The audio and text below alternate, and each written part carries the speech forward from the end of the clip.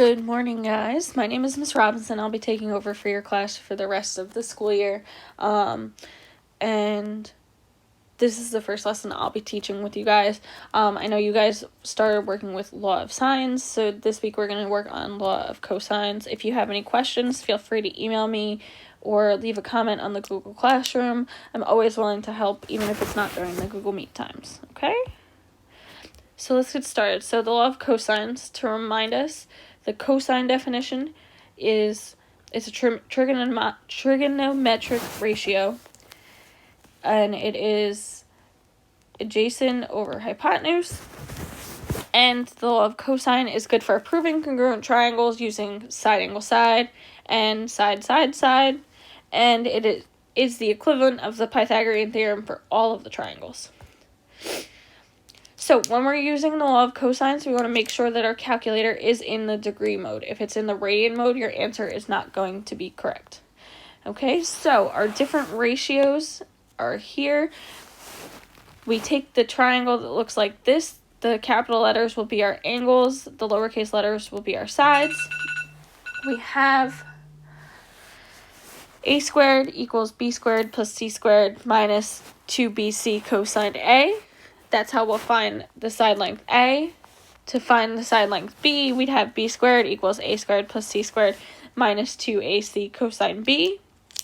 And lastly, to find c squared, or to find side C, it would be c squared equals a squared plus b squared minus 2ab cosine C. Okay? So to start off, we're going to do one that is an example with a right triangle, and as we go through it, we're going to come up with the Pythagorean theorem of the triangle as well. So, given the triangle, we have side 5 and side 12. We're looking for the side C, and we're given that we have a right angle for angle C. So, we're going to use the last one, c squared equals a squared plus b squared minus 2ab times cosine C.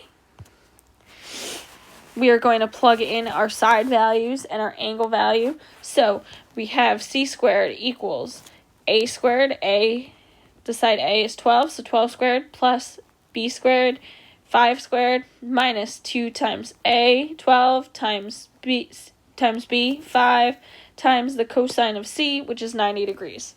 Okay?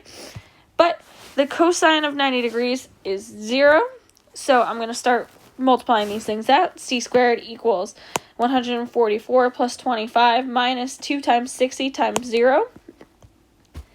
But since 2 times 60 times 0 is going to be 0, we have c squared equals 144 plus 25. That is the Pythagorean theorem for this triangle. So c squared is going to be 144 plus 25, which is 169, and the square root of 169 is 13, so my answer will be 13. Okay? Just make sure you're using the calculator. You definitely want to use it for these, especially when you get angles that are like not on the unit circle, and we'll keep going. Okay? In the next example, we're going to be finding one of the side lengths. So, we're looking for B. We're given side A is 15. Side C is 20, and angle B is 124. So we're going to set it up. B squared equals 15 squared plus 20 squared minus 2 times 15 times 20 times cosine of 124 degrees. We'll start working out our values. B squared equals 15 squared is 225 plus 20 squared is 400 minus 2 times 15 times 20, 2 times 300. Times cosine of 124 degrees is negative 0.559. Again, we're going to keep working things out. B squared equals 225 plus 400 plus 2 times 300 times negative 0.559 is going to make it a negative times a negative. We'll make it a positive plus 335.4. So we're going to add all those together. B squared equals 960.4. We'll take the square root of both sides, and our B will be 30.99. Always round up to the nearest hundredth, but on this one I would have also accepted 31. Okay? So now in the next example, we're going to find one with angle measures. So taking this triangle here, it has an x degrees. We're going to treat that as angle A. So we're going to be using a squared equals b squared plus c squared minus 2bc times cosine A. So we plug in what we have. Side A is 21 equals 14 squared plus 11 squared minus 2 times 11 times 14 times cosine of A.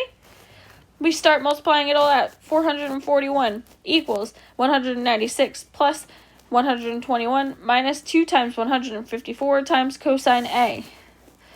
So 441 equals 196 plus 121 is 317 minus 308 times whatever cosine of A is.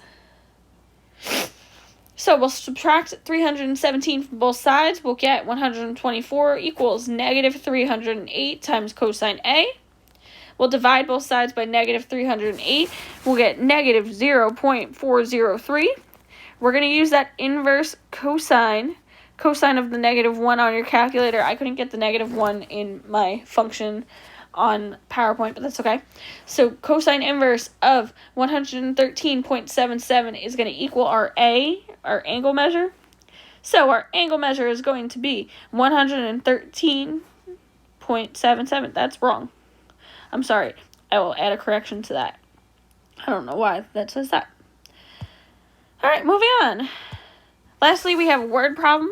During a figure skating routine, Jackie and Peter skate with an angle of 15 degrees between them. Jackie skates for 5 meters and Peter skates for 7 meters. How far apart are the skaters? So we're going to start by drawing out our triangle. So we know between them, they're starting here. They're starting there, and they're going at a 15 degrees.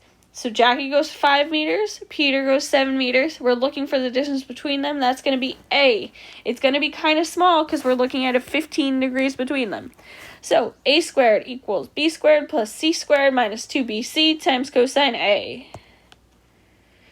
A squared equals 5 squared plus 7 squared minus 2 times 5 times 7 times cosine of 15. Start multiplying things out. A squared equals 25 plus 49 minus 2 times 35 times 0.97. A squared equals 25 plus 49 equals 74. 2 times 35, 70 times 0.97 will get us 67.9. A squared is 74 minus 67.9, which will leave us with 6.1. And lastly, taking the square root of both sides, A equals 2.47 meters. Remember, we're working with a word problem. It has to be meters, okay? And last but not least, do not forget, we have our Google Meets Mondays and Thursdays at 11 a.m. Can't wait to meet you today at this one. And the assignment for this week is the volume of prisms and cylinders worksheet. That's also wrong. I need to fix those both. Okay. It is a worksheet on the law of cosines. Let me know if you have any questions through email or a comment on Google Classroom, and I'll post the correct PowerPoint along with this video today. Okay, can't wait to meet you.